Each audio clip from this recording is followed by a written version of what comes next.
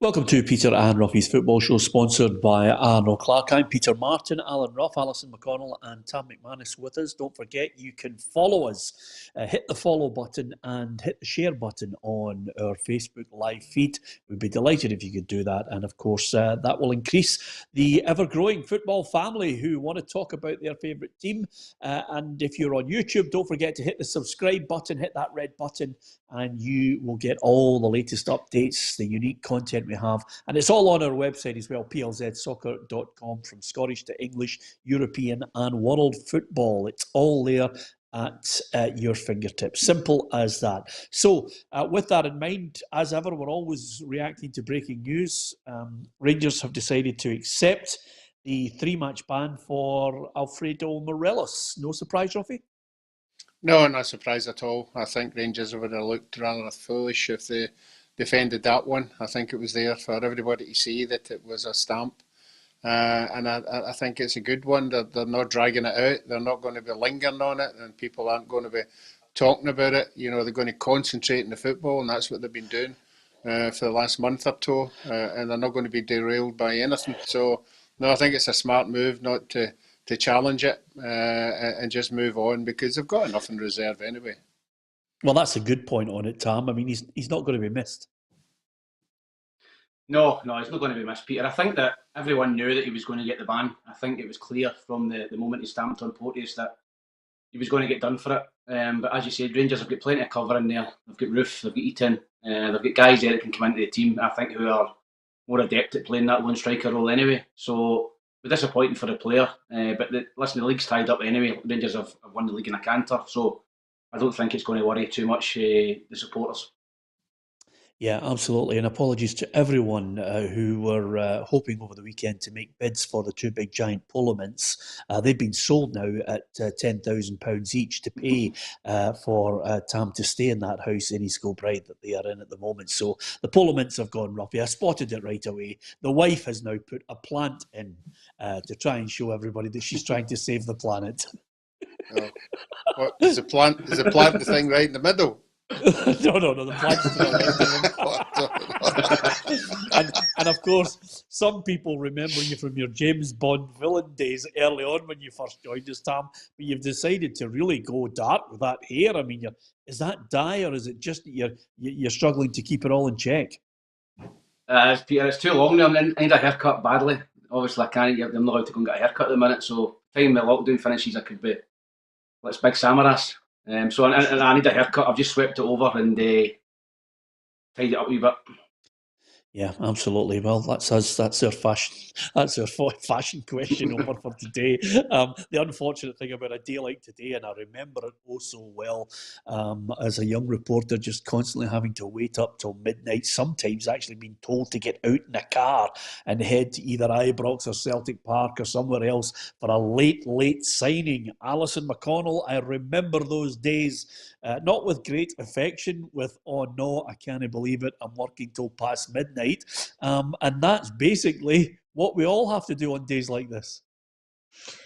Absolutely, and it drags a bit, doesn't it? You're checking things every 2 minutes. You're up cul-de-sacs. You're putting in phone calls. You're sort of have the fear of missing something, and it's just a day of waiting. I think we all know that Celtic would like to get at least one other defender in, so just waiting to see. It's a watch this space, and you're on alert all the time, waiting to see what happens. But you're right, you don't settle until after midnight, and invariably it's a damp squib. Invariably what you have is the window coming and going without any of the drama that we saw of yesteryear. I remember the year Barry Ferguson went back to Rangers, and we're all at Murray Park. I think the deal was done about 5 to 12 or something.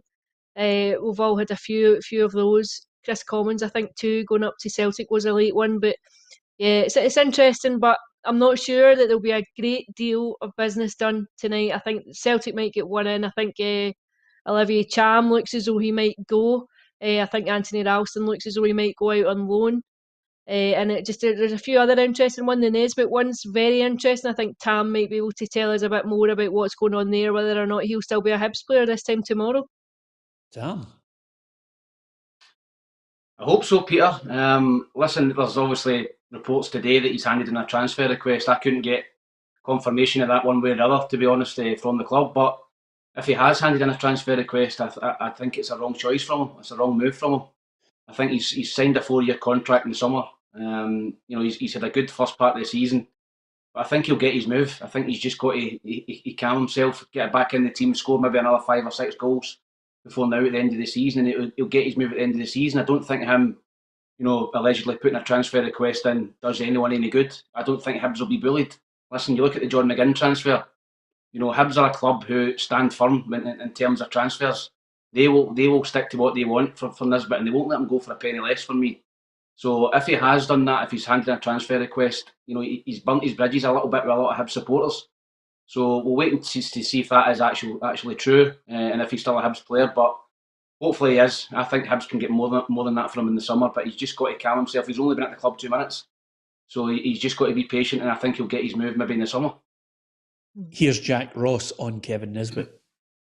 Ultimately, it's my job to make judgment calls on whether the right frame of mind to be involved in games, and thereafter, when windows close, to make sure that players continue to produce their best. And as I said, if Kevin's still with me tomorrow, then I'm sure he'll do that. He's done that over the past 6 months since the summer, and the challenge would be for him then to replicate that over the remainder of the season.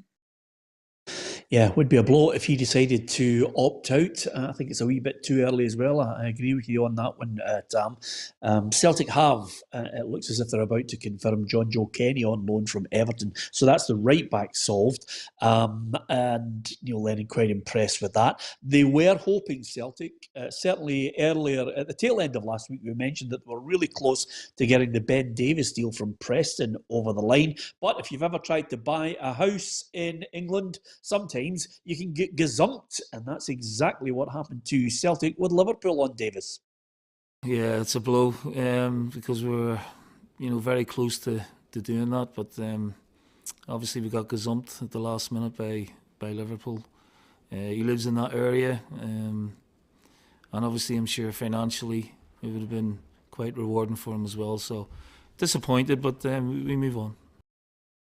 Yeah, a glowing report from Charlie Adam on Friday's programme, in fact Wednesday's programme, on the qualities he had as a left-sided centre-back. That's not going to happen. So Roughie, suddenly, he might look towards a loan deal of trying to get someone in there. Alice has already alluded to the fact that Anthony Ralston could go out on loan. And in Cham, it looks as if he could be Marseille-bound. Yeah, it looks that way.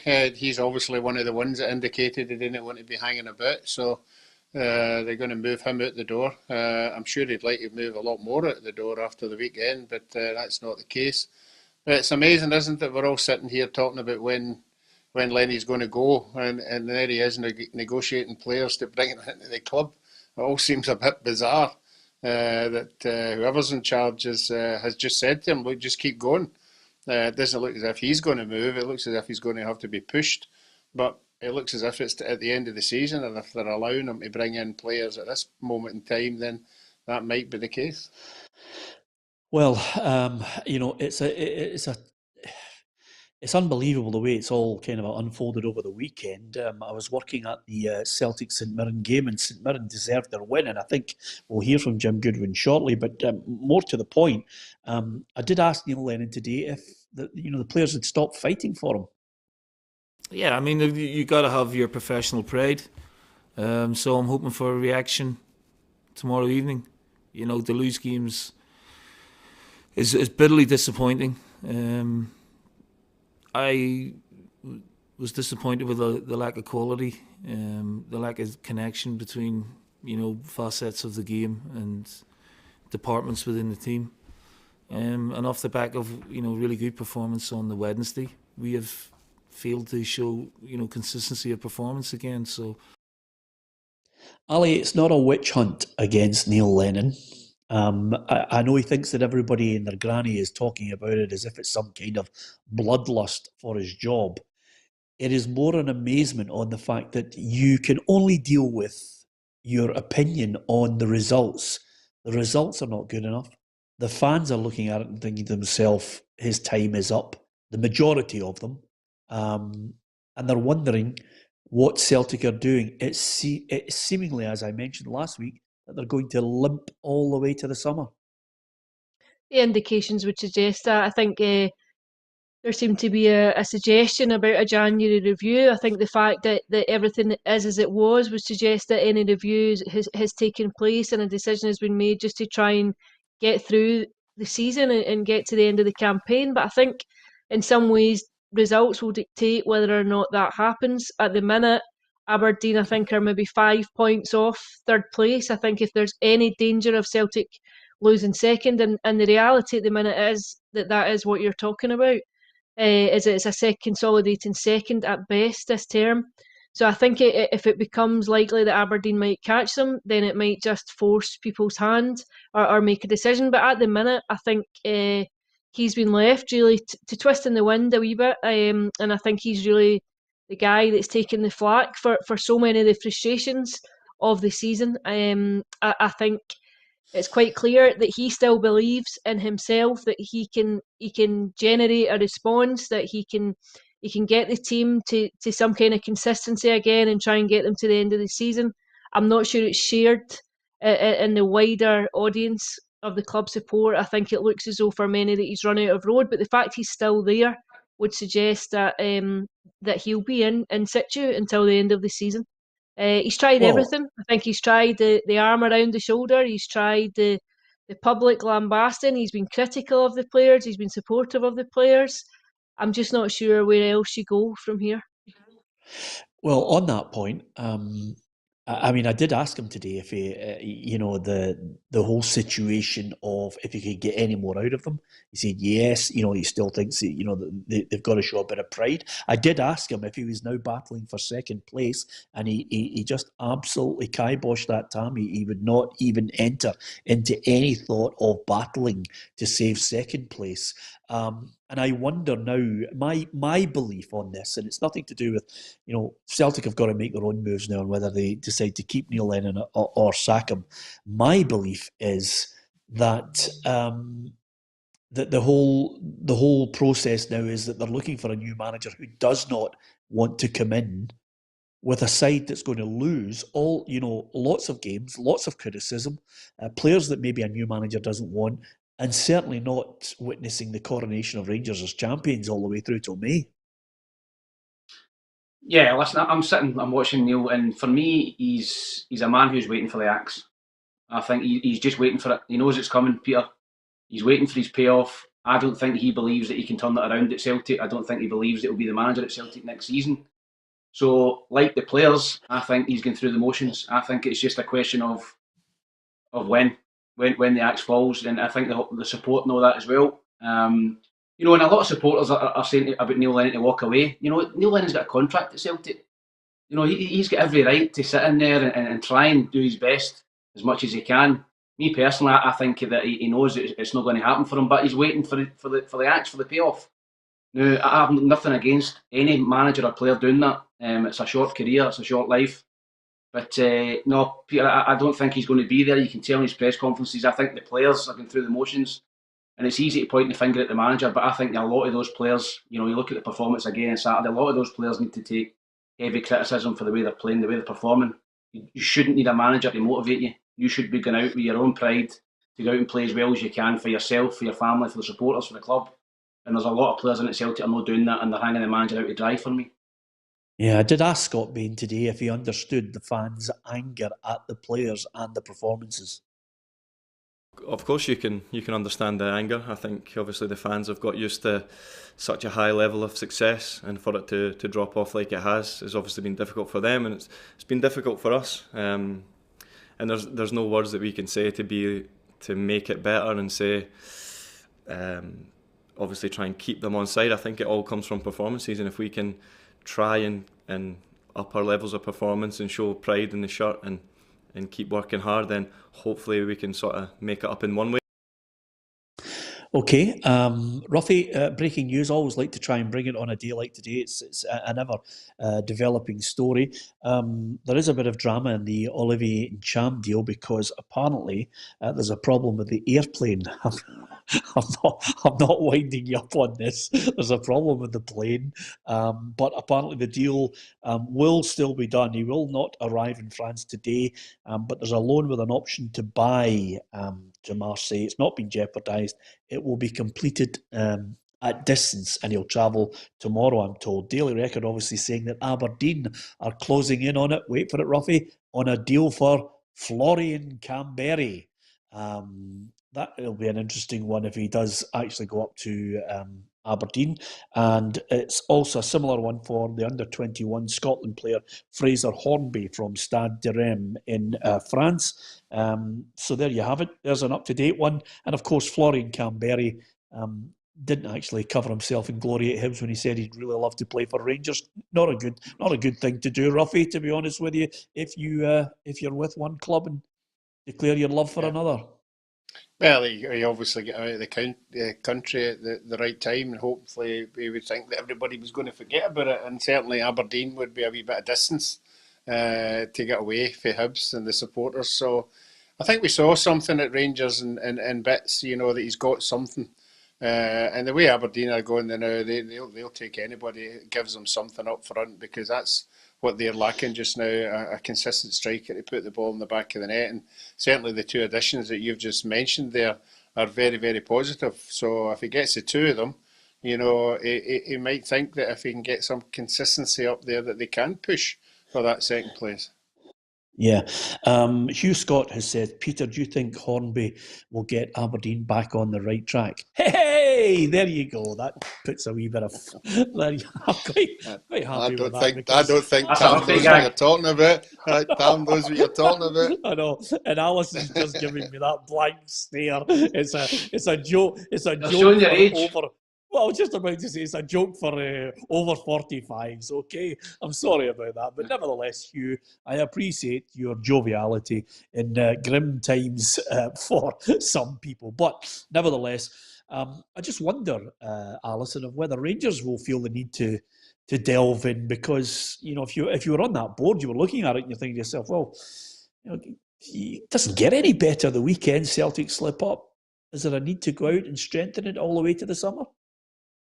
I don't think there's any pressing need. There's no area where you would say they desperately need reinforcements to come in. But I think if you're wishing to add to the squad and supplement what you've got, then when the window's open, you might almost keep a wee eye out on what's there. I did think that they would have tried to get Scott Wright in before the deadline. I thought they might take him now, pay the fee, and take him before the end of the season and bring him into the club. But as you say, there's no area of the pitch where you think they desperately need to go and bring someone in. I think they'll be fairly pleased with the two boys they got up from Bournemouth, the pre-contracts that they got there, and they've got Scott Wright. They've done a wee bit of business. I think they'll be quite happy. I think they'll be fairly settled with where they are and just focus now on getting across the line, because it's a matter of when rather than if. A little point that was made here by Ian Noble. I know Ian, he's a big Aberdeen fan, and he says, if you don't win a trophy at Dons in 3 years, you should be out. We're in the sacking season. You only have to look at Alec Dyer. He's out at Kilmarnock. James Fowler's going to take the team. I think is there a less tolerance rate now, Tam, for managers who don't cut it after a shorter period of time? I think that's just modern football, Peter. It's modern football. Managers don't get a lot of time now. I think social media's got a lot to do with that. You get supporters on there after one defeat, two defeats, shouting for the manager's head. So I think it's just a sign of the times. But in terms of Derek McInnes winning a trophy, I think he's had opportunities in the past to win a trophy, but now when you've got a really, really strong Rangers in there and Celtic who've been dominant, I think it's very difficult to win trophies. I think obviously that's why it was so disappointing for the likes of Hibs not to win the League Cup this season when both of them were put out. So I think that Derek McInnes has done a really good job up there, but I have said it in the past, I think maybe there's a wee bit of tiredness on both sides, the supporters towards him and him towards the supporters and the club. So you need to wait and see what happens. I think if they finish outside the top three, I think if Hibs finish above them, then I think he would be under pressure, to be honest. Yeah, absolutely. Now, I've got to pay tribute. Here's how the results panned out over the weekend. Only 4 games to look at. Celtic lost to St Mirren. Dundee United lost out to Hibs. 2 good goals for Hibs there. Kelly lost to St Johnstone, which obviously prompted Kelly to wield the axe on Alec Dyer. And it was 0-0 between Livingston and Aberdeen. We had a dismal weekend, guys, of predictions. I think we all get 2 points, if I'm perfectly honest with you. It was absolutely dire. But I've got to pay tribute to St Mirren, Roughie, because they worked their socks off at the weekend. And although always, if Celtic or Rangers or any the big teams lose a game, sometimes you forget about the opposition. St Mirren were first class. I mean, they actually had 2 strikers who ran themselves into the ground. Then another 2 come on and they ran themselves into the ground as well. I thought their passing and their attitude to the game against Celtic was first class. Scored 1 good goal, really well worked. And then the second one was just, again, for Celtic fans, Shane Duffy, just how he let Ilkay Durmus, in without even having a look at him, just escapes me. But St Mirren were well worthy of their win, Roughie. Yeah, I think Jim Goodwin got his tactics right. He got defensively more than anything else. I know you're talking about the 2 boys up front. I thought defensively they were superb. When they lost possession of the ball, they got everybody behind the ball. They just packed the areas. They didn't let the good Celtic players, the Turnbulls, the McGregors, any time on the ball. And it was like that time when Celtic played Barcelona, when they all knew that the strengths that Barcelona had, and they all just congregated in an area to say, look, there's that many of us here. You need to get through somehow. And Celtic just didn't have it in them to break them down. And then, as you said, once they got the ball, they had pace, they had confidence, obviously, for the big win.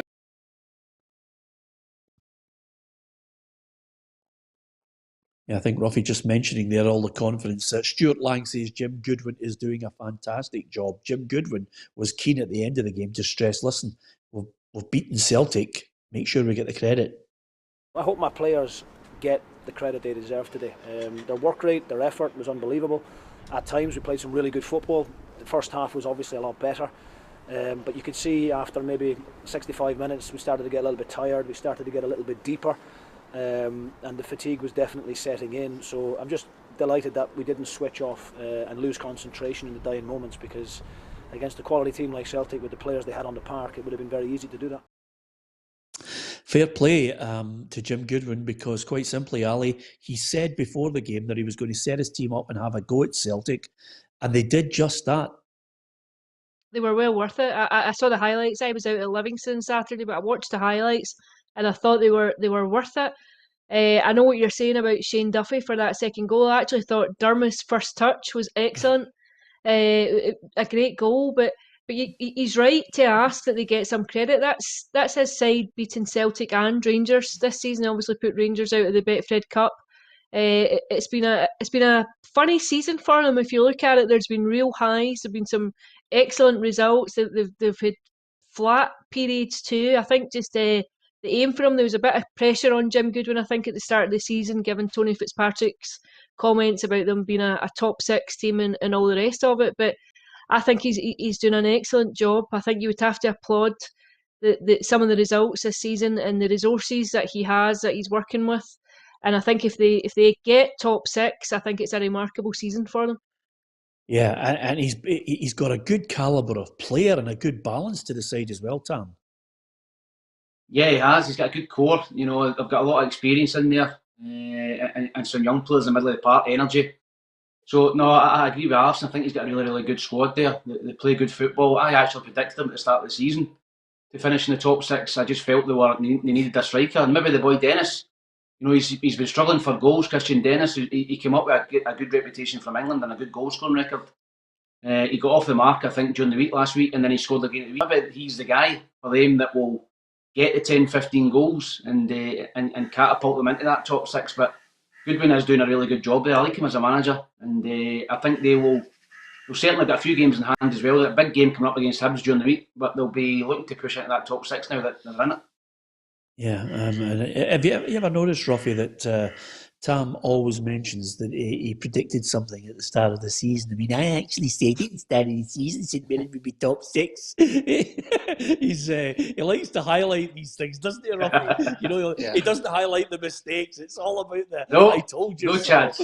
Well, I actually... Shane Duffy will be the missing link was the one for me. When we played... That's right, Tam, well done. What was that one? Go on. That'll haunt me, that one.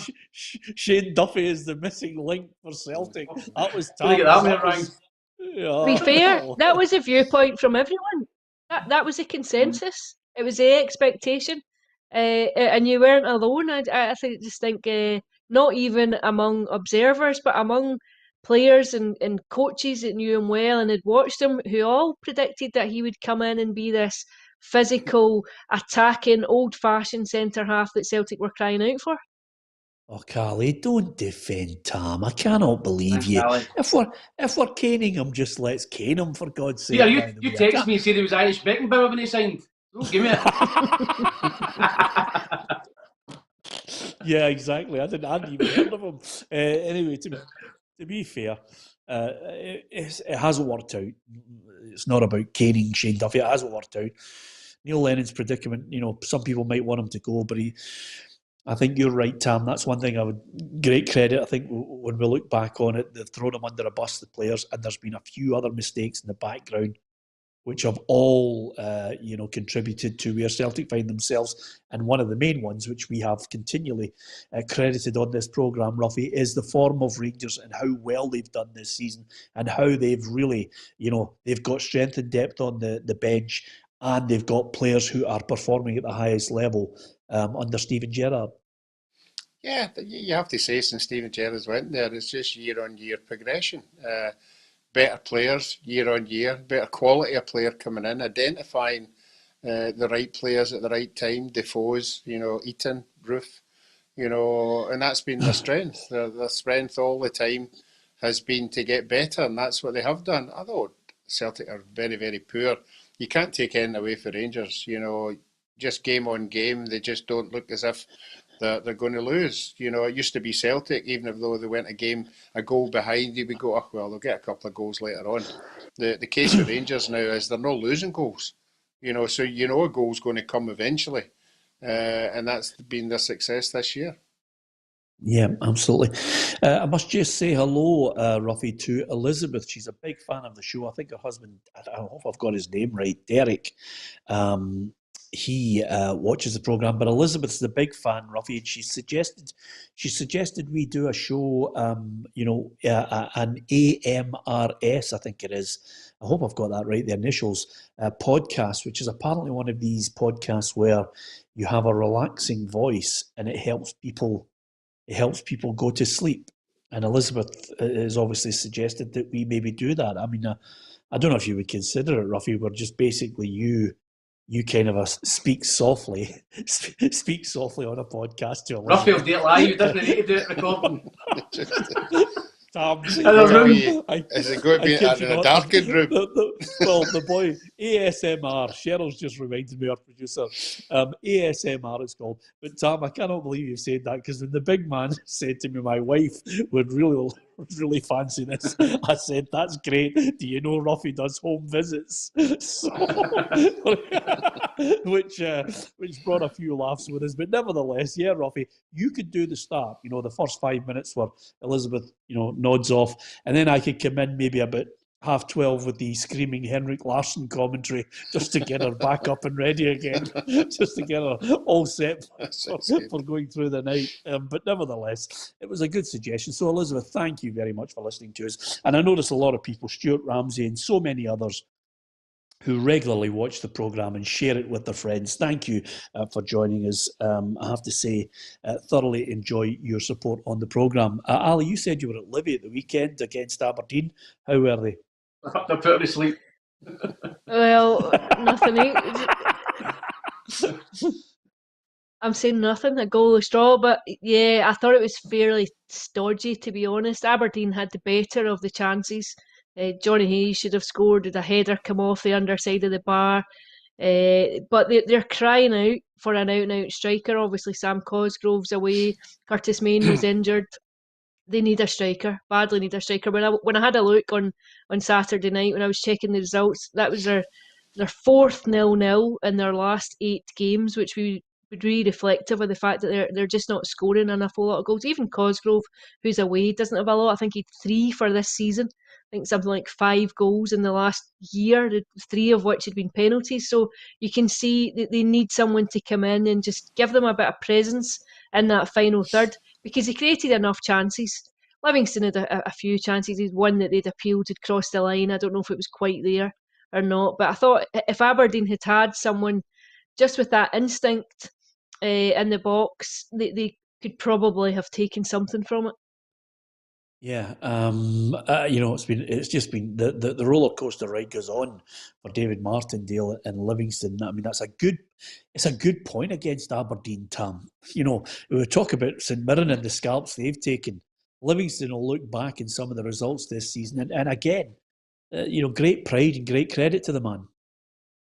Yeah, good result for Livingston. I think any point against Aberdeen, who, as we've said, have been the third best team for a long time in Scotland. I think that's a decent result. Keeps the unbeaten run going for Livingston as well.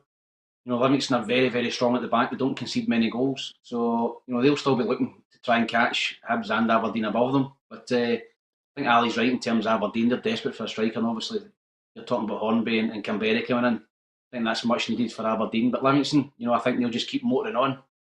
They've got some big games coming up. It was actually a good result for Hibs at the weekend. Those two had drawn, because Livingston were flying.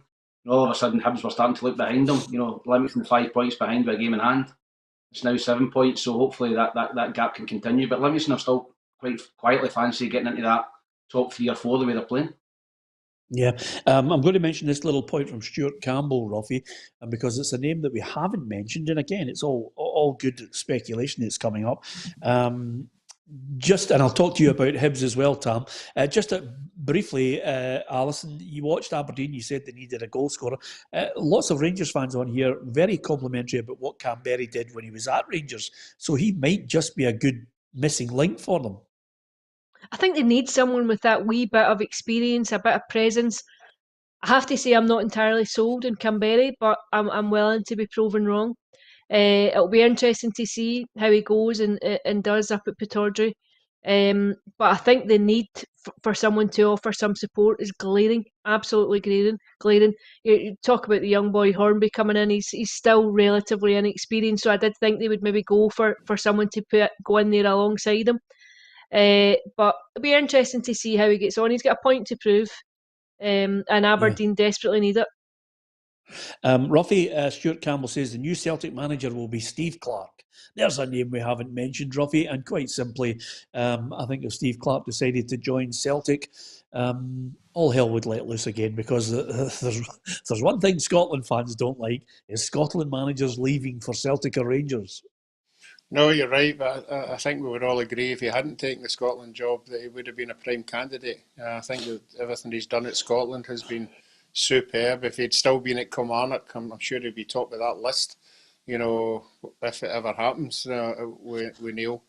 But certainly no, obviously the Euro's coming up, and but again, stranger things have happened in football. If a 4-year deal's thrown in front of him, with X amount of pounds on it, that'd be something they'd have to seriously think about, because the Scotland camp's not always going to be as rosy as it is now. You just wonder if he would fancy the hassle of it. You just wonder if he would fancy the day-to-day intensity of it and everything, the baggage that comes with it. I just don't know if that would appeal to him. I tell you what, you would say just now would be the sensible thing to do is to get the new chief exec in just now and see if they could work in tandem, even with Peter Law before he reaches the end of their tenure, and start identifying who they would like in and what the steps forward are going to be towards the new restructuring, because there's not an awful lot of time. When you get to the summer, you have these Champions League qualifiers, if that's a possibility if they finish second, but you have the European qualifiers come at you very, very quickly. Peter, I'll throw in a name for Celtic job. Roberto Martinez and Sean Maloney. That's two that I don't think they've been mentioned that much, Peter. Roberto Martinez and Sean Maloney. But I think after the Euros with Belgium, I think that squad, the golden age, is now coming to the end. Like say your Hazards and companies and guys like that. So I think that Martinez and Maloney would be a good fit for Celtic. Both know British football, both played here up in Scotland. Sean Maloney knows Celtic inside out. I think Martinez and Maloney would be a good shout. I must admit, Tam, I don't think that's going to happen, only due to the fact that I mentioned that, Sean Maloney's name was brought up at Celtic Park at the weekend, when they were talking about, you talk with people, journalists and pundits and everybody about certain people. I've got a strong feeling that the European Championships will be pushed back towards the tail end of the year, because I think it's going to be a disaster if they don't get any fans into it, as a spectacle as well, with sponsorship and everything. I don't know. I think I've got a sneaky feeling it will be pushed back. I might be well wide of the mark. As far as Roberto Martinez and Sean Maloney, I can't see it. I do, in the back of my head, Ali, if I'm being perfectly honest with you, in the back of my head, I remember Guillaume Balaguer saying last week, he's a very well-respected journalist with his finger on the pulse with anything to do with Spain or Spanish managers. He did mention that Rafa Benitez was going to have a break. I still think Celtic might try and tempt him. That's the kind of calibre of manager I think that might excite Celtic fans. I cannot come up with a name. I mean, Tam says Roberto Martinez. I can't come up with a name that I think Celtic fans are suddenly going to go, he could challenge Steven Gerrard. I think if there was someone out there that had been identified, I think he would have been in before now. To go back to the point about Martinez and Sean Maloney, they'd be a fantastic fit for Celtic. Of course they would, but I actually think they've outgrown Celtic at the minute. I think if you look at that squad, you would fancy them to possibly win the Euros, to get at least to maybe the semi-finals, to get to the latter stages, and I think their stock will be very, very high when you come out of that tournament. And you're talking then about the real major leagues coming in and snooping around. I just think it's way out of Celtic's league. If you're living in the real world now, I just think it's out of Celtic's league. And I would have to say that I would probably put Benitez in that category too, I'm afraid.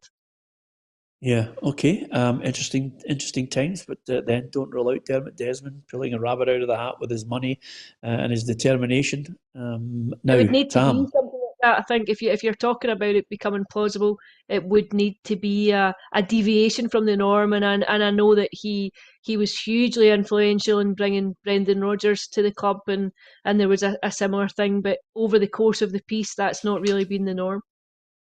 Yeah, all I would say to you is season tickets and complete disenchantment might force the hand here. Now, the other thing is, what about the Hibbies, Tam? Worthy of their 2-0 win against Dundee United, who just seemed to be in free fall?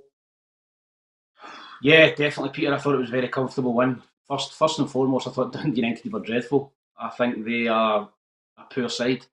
I think they've got 3 strikers up there who are not getting any service. I think they're devoid of any creativity in the middle of the park, and at the back they were leaky. I think Hibs totally deserved it from start to finish. First half was scrappy. The pitch wasn't great at Tannadice. It was a bit of a scrappy game, but second half Hibs thoroughly deserved it. 2 great goals. Darren McGregor, who's come back into the team, has been a revelation. He's a great professional. He's 35 years old. He attacks the ball brilliantly in both boxes. A lot of Hibs supporters were questioning whether he was finished. I think the last 2 games have proven that he's not finished. He's still got a wee bit in the tank left, and scored a great goal. Ball broke to the edge of the box. Great strike into the roof of the net, and defended solidly alongside Hanlon. And then Jackson Irvine, lovely through ball to Martin Boyle. Didn't have to break his stride, slotted past the goalkeeper, and comfortable, and a much needed win for Hibs. I think there was a wee bit of pressure starting to build with the recent results, but great result. Now looking ahead to a big week, St Mirren on Tuesday night, and then Aberdeen at home. So three fixtures where if you can take 9 points out of them, you'll be sitting in third place, no doubt. Yeah, and just as far as the ins and outs are concerned, Stevie Mallan looks as if that deal is back on. Here's what Jack Ross had to say about it. Yeah, so Stevie travelled to Turkey yesterday, arrived very late last night, so I think he has now completed all his necessary medicals, and as I understand, I think it's just subject to international clearance, so all being well, I think that should be announced over in the near future, and it's an interesting loan move for him, very different opportunity for him as well, so something that's obviously came about quite quickly after it looked like it had the opportunity that passed away last week. Strange place to go, Roughie. I hope I'm not tempting fate here, but I think we'll see Stevie Mallan in 6 months. Seems to be the case over there. I think everybody likes the idea at the beginning. You know, the money, obviously, it seems to be very, very good. But once they get over there, sometimes it depends what club they go to. The environment's not particularly good, and they don't enjoy, you know, the day-to-day life and that kind of stuff. And that's what seemingly sends them back again. But younger players now want to try it. No, they want to go to Turkey. They want to go abroad. They want to go to Sweden, Norway, wherever, and try it out. And when you're that young, it doesn't matter if you don't like it. You can come back. You know, you still get your whole career in front of you. But again, for me, it's another player, sort of a change for the Hibs manager. You know, he's brought in obviously Irvine and Cadden. I was impressed with Cadden. I think he gives fantastic deliveries into the box for a wide area. But he seems to have his own idea of what kind of player he thinks is going to make Hibs tick. Because let's not kid ourselves on, Mallan's a quality player, but I mean, Tam sees him more than anybody, but I think it's the consistency level with him. I think everybody expects him to do it week in, week out, to curl that free kick into the top corner or do this or that, and he doesn't seem to be able to do it, but he's certainly got ability. Yeah, okay, here are the odds for the new Kilmarnock manager because Alec Dyer has been sacked. Suddenly you've got Stephen Robinson in there. Gary Holt at 7-4, can't see that happening. Tommy Wright at 6-1. Derek Adams is quoted as well as Neil McCann and James Fowler. And James Fowler obviously will be in the position as the caretaker for this short period of time. I'm not quite sure if James fancies it on a full-time basis, but Neil McCann 10-1, Derek Adams 8-1. Where's your money, Ali? I'm not sure. Possibly Tommy Wright, I think, might be the favourite for it. But I suppose if James Fowler takes charge of the next few games and does well, then all of a sudden you come into the reckoning of it. But I think it's an open door at the minute. Yeah, I know James Fowler himself says that if there is a new man coming in, he's got to know the Scottish game. I suppose one of the prerequisites will be that they've got an understanding of the Scottish League or the British game certainly as well, because there's not many games left, so it's important that they know what they're coming into as well. Don't have any kind of bedding in period of time like you normally would maybe in a summer. So it's important that we've got somebody that we know that can come in and do the job straight away. Any sympathy, Tam, for Alec Dyer? They're suddenly in a situation only 5 points up above Hamilton Accies, under pressure. Yeah, I think you've always got a degree of sympathy, Peter, when anybody loses a job. I looked at the game, I seen the highlights, they were 2-0 up and cruising. St Johnstone scored a couple of really scrappy goals. He got the break of the ball, I think, for the first goal that went into his path. So I think it transpired against him. But I seen them at Easter Road a couple of weeks ago, Peter, and Hibs beat them 2-0, and I thought they were really poor. So I was looking at that then, and I did see it on the show that they were a club who I feared the worst for. They were on a wee bit of a free fall. So I think the panic button has now been pressed, that they're starting to drift towards the bottom. Looking at the list of managers there, Gary Holt's obviously just taken over as the director of football at Falkirk. But we all know that Gary Holt is a Kilmarnock legend. He won the Scottish Cup there. He's got a Kilmarnock tattoo on his leg. He's a lifelong fan of the club. So I think that would be the supporters' choice, Gary Holt. But if I'm looking at some of the names there, I think that Stevie Robertson or Tommy Wright would be, two great appointments for them. I think Tommy Wright in particular, Kilmarnock are a kind of similar club to St Johnstone. That they're scrapping away, they're trying to get in the top six, not get much of a budget. So I think he could get into Kilmarnock, Tommy Wright, and work wonders for that club. Yeah, just got to ask you, Tam, have you got any tattoos? No. No. I know Gary O'Connor. I've got a wee story for you, Peter. I really like this one. So Gary O'Connor, when he was 17, Gary O'Connor's a couple of years younger than me. So we all went to Tenerife, and I was just in the first team, so I went with Paul Hartley and guys like that. And the younger boys went, Derek Riordan, Gary O'Connor, they all went to Tenerife as well. So the first night we were there, Gary O'Connor, we see the young boys doing the strip at Las Americas. And they're all blittered, and they're all laughing. They're go Gary, show the boys your tattoo. So the big Gary rolls his sleeve up, and he's got a Giorgio Armani tattoo. See the eagle? He's got an Armani tattoo, and this eagle looks like a pigeon, right? and it's got Giorgio, and it spelled Armani wrong. It was Armangi. Giorgio Armangi. It was a J. Now, I know for a fact now he got it covered up because he gets so much abuse when he come back into the club at Hibs. They get covered up, but Big Gary's got the worst tattoo that anybody in professional football has ever had. Giorgio Armangi. Yeah, that is a belter, Tom. And also and a unique insight into the psyche of the Scottish football culture. Yeah. Well, not only that, Ali, but the Hibs culture. I mean, if you to rhyme off your top 11 high B, like talented players who ended up being complete bammers, nutcases. Hibs have got the first 11. I mean, what a team you can put together, Tam, on the complete nutcases that have had great talent but have come out of Easter Road. Is that fair? I think that was a prerequisite of any young Hibs striker coming through that were bonkers in the night out. You're no. So I think I don't even think I'd get in that starting 11. I think I'd go on the bench again. You'll not remember Bobby Thompson.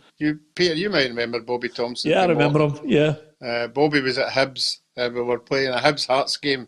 It was a New Year's game, and we're all sitting in the dressing room. And he came into the dressing room with two Great Danes. His wife says that she wasn't going to watch them. He'd obviously fell out there, and he says he had to bring them to the game. And he sat them in the dressing room, and a Hibs Hearts started. Yeah, there's a great Pat McGinley story on that as well, but I'm not going to go there. Anyway, Ali, have you got any tattoos?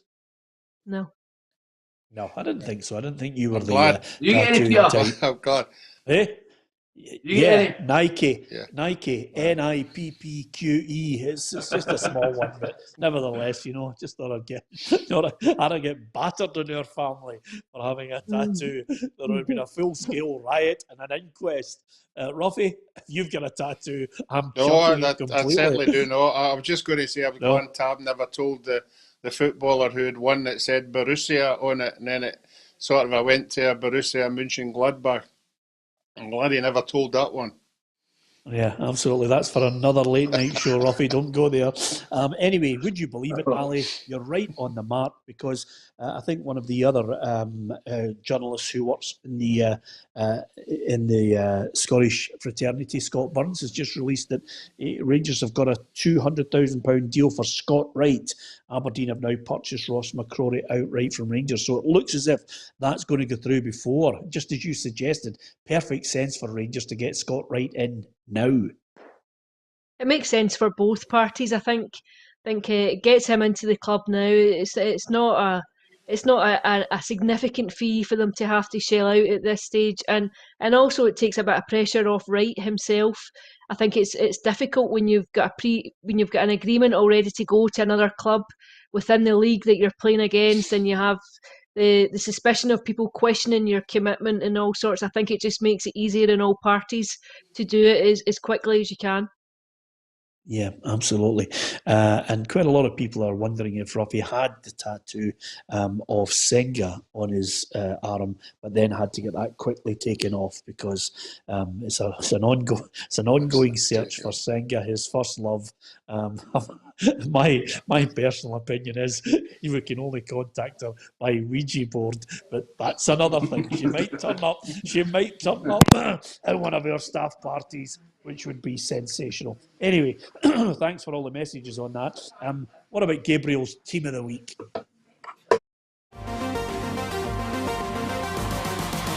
Ofe Marciano made two crucial saves to ensure another away clean sheet for Hibs. Marcus Fraser excelled in a back three, using his position to exploit Celtic's high press. Tommy Hoban has been Aberdeen's best defender this season and didn't concede again today. Darren McGregor has been solid since he came back into the team and got the opener as well. Jamie McGrath was everywhere in the middle of the park for St Mirren. Ross McCrory was the best player in a poor match in Livingston. Jackson Irving got 2 assists and is becoming a key man for Jack Ross. Alan McCann has a massive future ahead of him and scored a stunning winner on Saturday. Christian Dennis took his goal well and had great movement all game. Carl McAllister also led the Buddies line with great effect and assisted the second. Guy Melamed scored one and assisted the other two in St Johnson's inspired comeback.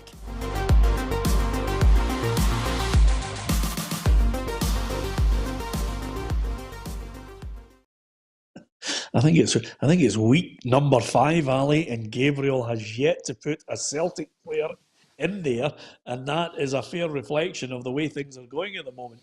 What do you make of that team of his? I don't think there's a justification for putting any Celtic player in there. Not this week and not in any recent weeks either. So, yep, and I think it reflects just how well St Mirren played. Yeah, you happy with that team, Tam? Yeah, I'd put Cascaden in. I thought he was excellent for Hibs at the weekend, but apart from that, I think his team's spot on. But no Celtic player again. We always knew he was a closet Rangers fans, wee Gavin. Wee Gavin, honestly. He's so happy that people can't get his name right. Here's the predictor scores. Here's the scores, because I think we all get 2 points. It was murder at the weekend. 217 plays 2-7 and 205. Tam, you are within touching distance of Roughie, and again, it's all about experience, really. I'm out there in front, Roughie. Yeah, you just see the difference in the hairstyles there in that photograph, and look at him now. It's just unbelievable what 6 months can do. But no, that's a lot doing Roughie. He's sort of a regrouped. He's sort of a, I thought he was just going to fall away and just disappear, but no, he's hanging on in there. Absolutely. I've been expecting you, Mr. Band. I love the blonde hair. You've got to go back to that, Tam. That was the days. As soon as you... Talking about life crisis, man. Oh, well, as soon as you walked into our studios, I thought, wow, he's been hanging about with Derek Riordan again. He is off his rocker. Look at that hairstyle. Listen, I must mention this because it was... What about Liverpool's goal? What about Liverpool's goal against West Ham? I mean, Roughie, world class to say the least. One switch of play, one touch from Shaqiri, then 2 quick touches from Salah, and it's in the back of the net. Best goal I've seen this weekend. Absolutely incredible. What did you make of it, Ali? Oh, Tam had a quick drink. Everybody went there. I was wondering what everybody thought about that there. Just as soon as I'd mentioned it was goal of the week, the 3 of them decided to bolt. Anyway, I thought it was absolutely sensational. Liverpool winning it by 3-1. What did you make of it, Roughie? Was it as good as I'm making it out? I thought it was world class. I mean, that's the disappointing thing about it. No fans in the stadium. Fans love that kind of goal. They just love their team, end-to-end football. It's absolutely superb. And fortunately, a lot of the English games are like that, but there are some poor ones as well. But when you see something spectacular, it is. I particularly like the Leeds game. I know I'm bouncing away from the Liverpool, but where did they get that boy up front that plays with Leeds? I can't remember his name just now. The striker. Bamford. Where did he come from? Has he been there all the time? Absolutely superb. What a goal he scored. Yeah. It's fantastic. Yeah. Okay. Well, just as I'm talking about the world-class goal, Roughie always manages just to give me a custard pie and talk about something completely different. Anyway, Tam, it was a good goal. In fact, 2 Liverpool goals were sensational.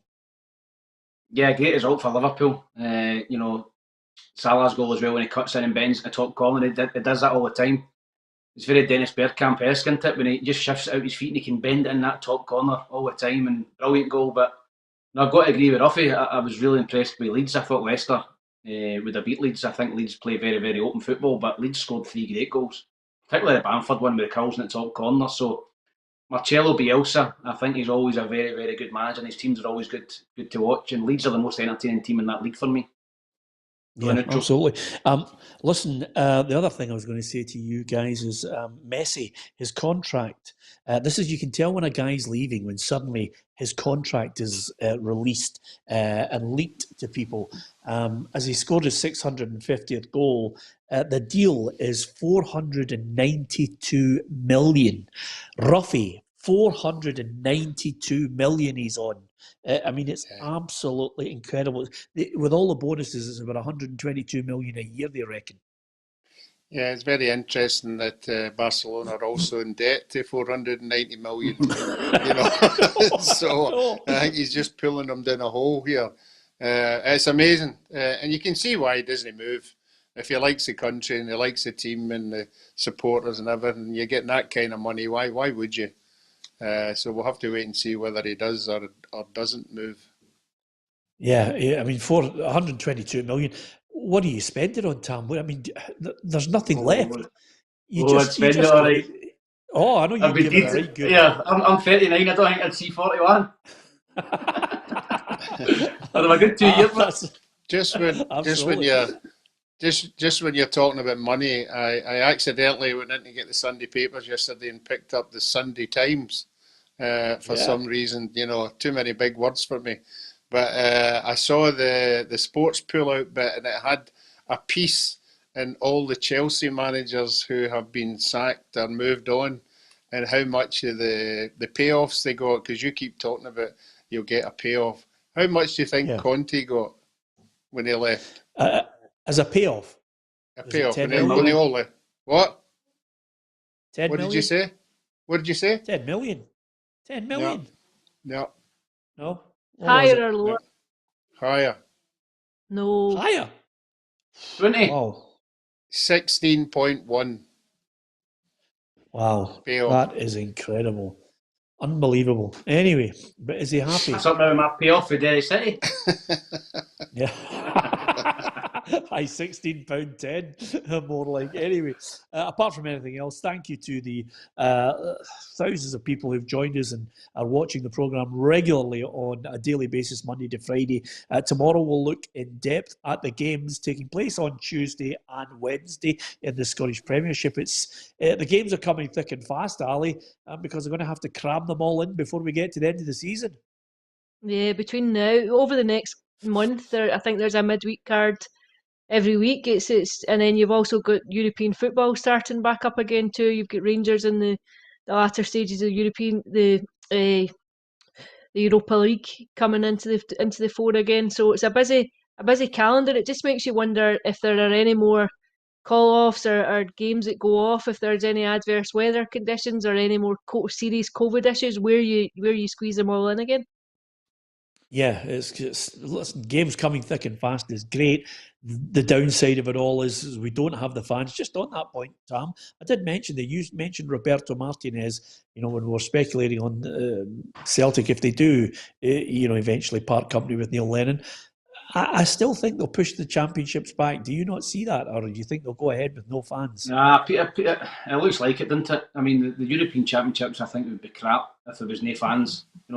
Especially from a Scottish point of view. 2 of the games are at Hampden. It makes sense for them to put it back a bit. So I don't know, Peter. I'd rather they put it back with fans than play it without fans. Put it that way. You've also got Ali? the geographical thing to take into consideration too. Do you really want to be moving big squads around the country and risking bursting bubbles and all the rest of it? I think that's something you would need to take into consideration too. But like you, I suspect that it will be kicked on down, although you've then got the problem that there's a World Cup too. Yeah, absolutely. Listen, these are crazy times. Nevertheless, thoroughly enjoyed the chat today, guys. The transfer window, if you want to keep up to date with all the comings and goings and the late deals, then don't forget we've got the PLZ Soccer Twitter, which will keep you right up to date as it breaks. You can get the news on the app as well, and you can also follow our website, which will have a constant feed of all the deals as they drop at your club. PLZsoccer.com is the website. Don't forget to follow us, share it with your friends. And if you're on our YouTube channel, subscribe as well. Thanks to everyone on Twitter, on Facebook and YouTube, from Ali, from Tam and from Roughie, as well as myself, Peter Martin. Thanks for watching.